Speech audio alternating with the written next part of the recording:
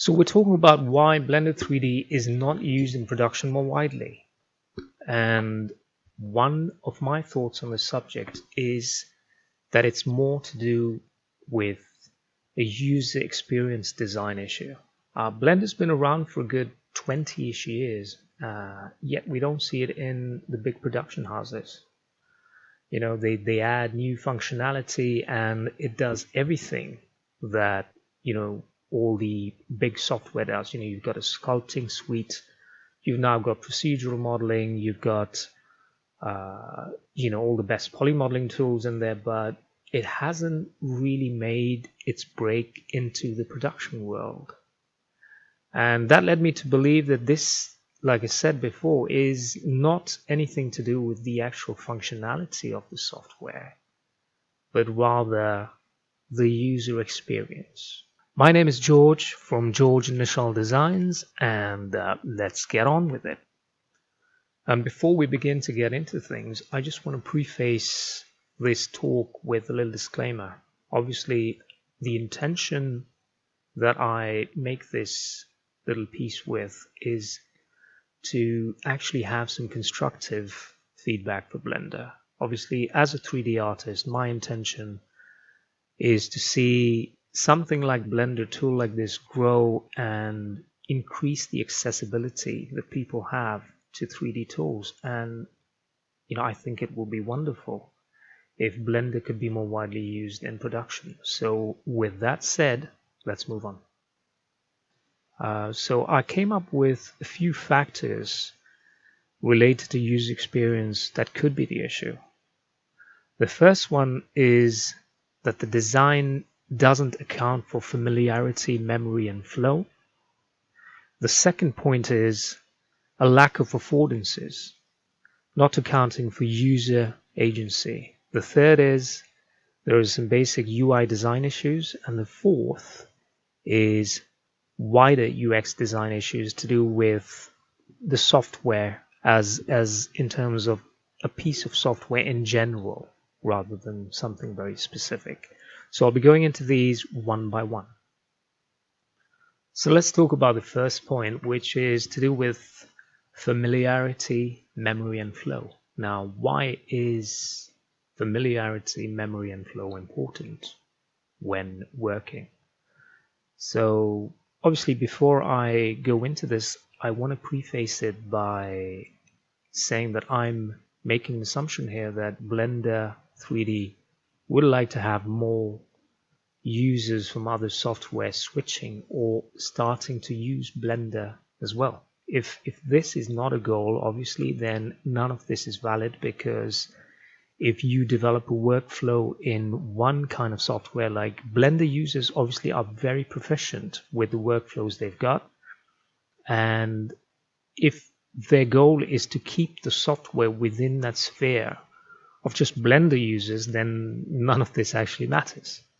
But if their goal, like I said, is to have this more widely used by people who already use 3D, who use it in a commercial context, then this is important. So let's talk about familiarity, memory, and flow, and how these three factors tie in together. Now, flow was described by somebody called Mihai Csikszentmihalyi as a state where the user is, in my interpretation of this, a user is immersed or engaged in the activity. And when someone's in flow, like hours and hours can go by while they're completing a task, and it doesn't feel like a chore. So it's a balance between ability and challenge, and it just hits this sweet spot. The way that familiarity and memory integrate with flow in this context of software is if a user has some level of familiarity with the software, then they're more likely to use less cognitive resources in terms of memory, and it becomes a positive cycle. So you use less resources in terms of memory, you feel more empowered, and you tend to get into that state of flow. So memory in this context of Blender and familiarity tie in terms of familiarity with interactions and familiarity with the user interface. So with a user like myself, who's a Maya user, if I pick up a piece of software that has a similar UI and similar interactions to Maya, I'm more likely to pick it up quicker, to learn it quicker, and to get into that state of flow quicker. Now, all learning is made up of three types of memory. You have short-term memory, which is your immediate, I think it is 7 plus 2 items you can remember in a go. Like if someone asks you to recall a telephone number, for example, that's short-term memory. Mezzanine memory is medium-term memory, where if someone asked you what you had for lunch, you can recall that. And long-term memories, or tacit knowledge in this context, refers to the learnings that you've built up over your life. For example, riding a horse, or riding a bicycle, or playing the guitar. You've practiced these activities so many times that they've become embedded into your body and your mind system. So what we want to do with familiarity, memory, and flow is exploit that long-term memory. So long-term memory is based on two factors, which is recognition and recall. There's very few people that have photographic memories like Sheldon Cooper from The Big Bang Theory. Most of us pick up one or two facts from we recognize one or two facts from things that we perceive, and then the mind pieces together the rest. So we want to exploit that process of recognition and recall. And we do this by giving the user something that's familiar. And that's how familiarity, memory, and flow sort of marry together. And on the flip side of this is, obviously, we're all dealing with tight deadlines. You get people who come to you on a Friday evening and want a project done by Monday morning. And in that case, anyone who's worked with any kind of 3D can attest to this, is nothing is ever straightforward. It doesn't just happen in a linear fashion. There's always little challenges. You'll do something and you'll come up against a bug, or you'll come up against something that you didn't expect, and then you will end up spending hours trying to actually find a solution to that little problem and hold your project back. So a lot of times we want to work with the devil we know. So, if you're working like someone like me with 3ds Max or Maya or whatever, I know the ins and outs, I know the little bugs, and I've got my workflow set up to account for that stuff. Now, if I work with something unfamiliar like Blender in that scenario, I'm going to run into trouble. And what happens is, if a user comes up against something that's too challenging in the software, that just doesn't work for them, they'll abandon it. And tying into that is that interaction actually has an effect on their moods and their feelings. So it's not just simply working with software. You're actually influencing someone's inner state when something goes wrong. And the greater implication here is, if somebody has one bad experience, if they have one bad experience in an interaction, they will rate the experiences that come after that experience as worse, even if in terms of the task flows and the workflows, it's not as bad. It's just that their perception and their mood has been altered. So you have one bad experience, and you give the user one bad experience, and everything goes bad, right? So in the context of flow, what I'm saying here is that you aren't getting into a state of flow when that happens.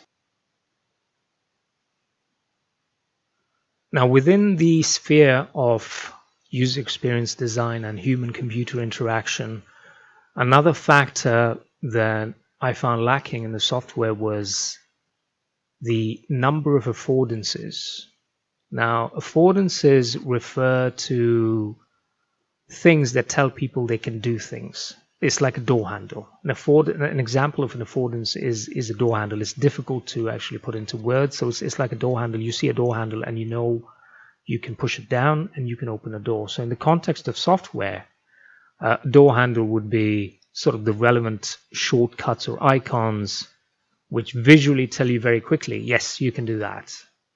And the reason affordances are important is to do with something called user agency. Agency here refers to the sense of control the user has over what's happening. So when, just thinking about the example I gave you before, is if you're on a tight deadline with something that came in on Friday and you need to deliver on the Monday, you certainly want to have some level of predictability. You want to know that you're going to get the results you want. You want that certainty, you want that reliability, and you want the trust in the software. And that's a sense of agency. So you are, in a sense, the god of that universe. Is the actions that you undertake are giving the results that you expect. And the more somebody has a sense of agency when they're using a bit of software, the greater their satisfaction, right? So, you put in X and you get an output of X. You put in X and you get an output of X plus X minus 20 and you're unhappy. And this basically feeds into your motivation and ties in with the point that I just made previously about flow. It all comes down to that flow. Now, if you look at the interfaces of of Maya and Blender, if you look at it, it looks pretty similar. It's got that kind of dark gray sort of theme running through it. And the nice thing about Blender is that it gives you the option. It says, do you want to use the Maya interactions or do you want to use the Blender interactions? In terms of panning, zooming, the camera, and dollying and things like that. So in Maya you press the Alt key and left mouse, Alt and middle, Alt and right. That's the Maya interaction. In Blender it's more the middle mouse. You press the middle mouse button and you pan. And you hit shift and middle mouse to pan. You hit shift and middle mouse and control to zoom, and just the middle mouse on its own just to dolly, right? So you have the option. They're giving you that option, which is great. I thought that was amazing that they did that. But then the other thing that you see is that the Maya interface has these orange and light green icons which are telling you, it's saying here's the sphere tool, here's the cube tool, here's the cylinder. But when you go into Blender, the first time I came into Blender, I saw this cube in the middle, and I was like, okay, that's a cube, and I deleted it out, and I had no idea on how to actually get a cube back. Right, so if I look at the top menu, there's file, edit, render, window, help, layout, modeling, and I went through these windows for ages just trying to figure out how to make a cube. And if you look down a little bit lower, there's something that says add, and if you hit the add button, it allows you to actually create a cube, a sphere, all kinds of things. So it's not immediately intuitive. When you go to Maya and there's a menu up top which says create. It says create from here. So it's giving you the visual icons. It's giving you the option up on the top menu, and that's great because it's giving you affordances. Those things are affordances. They're giving you affordances in two places, which is going to make your life easier. So obviously there's more affordances and things like that. So there's a few golden rules, and this is from somebody that I admire a lot called Professor Alan Dix, who talks about the golden rules of navigation design in user experience. So you always want to let a user know where they are, That's super important. What they can do next, where they came from, and how to go back to that. Now, this ties in with my issue of, I deleted the cube and I had no way to actually create a new cube. And the last point is where the next action will lead them. If they press something, what happens next? And this is sort of missing in the Blender world, at least to me, right? So when you combine these factors with the recognition and the recall and things like that, people, I mean, a new user like myself is going to be slightly overwhelmed and frustrated, and we'll probably abandon things. And of course, you get these guys who are really good at Blender who sit down and you watch them on YouTube and they're banging things out really quick. But like I said, if you want to take the software and you want to put it out to people who are not in that Blender sphere, then maybe these are things that they need to think about, which is, how you can have better affordances, how you can improve recognition and recall, and how you can reduce the user's cognitive load. And on a side note, like I said, a lot of us are constantly learning new software just because we have to. And I've started learning Houdini as of last year. And I was actually pretty impressed by how Houdini have designed their interface. If you look at it, it's pretty much identical to what Maya's done.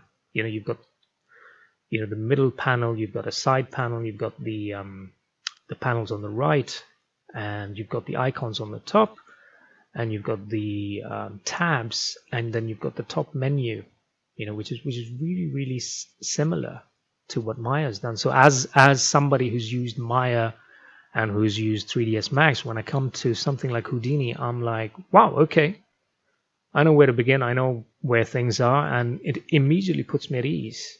So I would be more likely to use something like this. And similarly, what Houdini have also done is they've got a very similar workflow to what you find in Unreal Engine in terms of the blueprints. They've got something called Vex and VOPs, which is an interesting sort of methodology, but it ties in with what you find in Unreal Engine in terms of the node view work flows. So the VOP GUI is very similar to what you find in a blueprint in Unreal Engine. And so, they're hitting like, they're killing two birds with one stone. It's not a very nice analogy, but there you go. If you're an Unreal user or if you're a Maya user, if you come to Houdini, you're immediately familiar to some degree. Your learning curve will be a bit shorter. So the next part I want to look at is just sort of nuts and bolts, which is the UI considerations. So what's important to users is the ability to scan and to recognize, this ties in with recognition. So when I talk about scanning is the visual process by which one recognizes things. It's like little shortcuts or signposts that you look for when you're driving. You're driving on your way home. The BP petrol station on your left, and X on the right, and it just guides you. It guides your workflow. So if we look at the UIs of both Maya and Houdini, like I said, very similar. They're highlighting the important bits. There's bright blues and oranges, strong contrast, and it's helping the user, like I said previously. The three design patterns they've used is a tab layout on the top. They've got a top menu, and they've got the file browser pattern. These are UI design patterns. So when you look at the Blender interface, on the other hand, it doesn't quite have that. There is a top tabbed menu pattern, but it's not there isn't enough contrast, in my opinion. I don't think there's enough contrast. What they've done is they've mixed the top menu with the actual tab layout. And then, like I said, they haven't got the icons up top. They've got like the transform, something that tells you what the transforms are on the right. They've got like an outliner on the right. And then they've got a set of tools on the right, which are in different colors. And I guess this is their version of their affordances. And to me, these aren't intuitive and they're not very clear, right? And this is just me speaking as a 3D user. So that, I think, is something that needs to be addressed in terms of what's happening here, right? So the UI considerations is you need to actually have the right decoration on those affordances. Affordances are what tell people what they can do. You've got to have some level of decoration, a wow factor, and you need to group things in similar ways. So you find similar groupings together, and that makes people's lives a bit easier. So that's sort of a UI consideration that I think they need to actually examine. So in this section, I want to look at wider usability considerations. So the thing is, in the old days, all you needed to make a piece of software successful was that it had to have the right sort of functionality. What usability and user experience is telling us is that people want more than just that basic functionality. In the sphere of 3D applications, you now have a host of players in the market and everybody's kind of offering the same functionality. But there's a reason why people gravitate towards something like Cinema 4D, or Cinema 4D is very popular, I found. And things like Houdini now, and that's because it's taking things beyond just the functionality. There's that plus. It's why do people use Apple products? I mean, I personally am not an Apple user. I'm sort of more of an Android person, and that is to do with my psychological makeup. But I have friends who actually will go out and will buy exclusively Apple products because of the design, because of the user experience they get out of this. It's beautifully built, really nice aesthetics. Whereas I'm sort of more of a person, well, I want this and it just needs to do the job. So in terms of this kind of thing, one of the factors that comes into play is how accessible the software is. How easy is it for someone to actually learn this? So when I started learning Blender last year, Blender's own people have got I think it's a series of 8 videos that they have for beginners, and I watched these and I was not very inspired. I actually found that I went to the videos created by private individuals who were actually putting out content, and I learned what I did from them because it was more engaging for some reason. And even then, once I'd learned it, and I think I started learning it when Blender 2.8 came out. So all the videos were for 2.7 and before.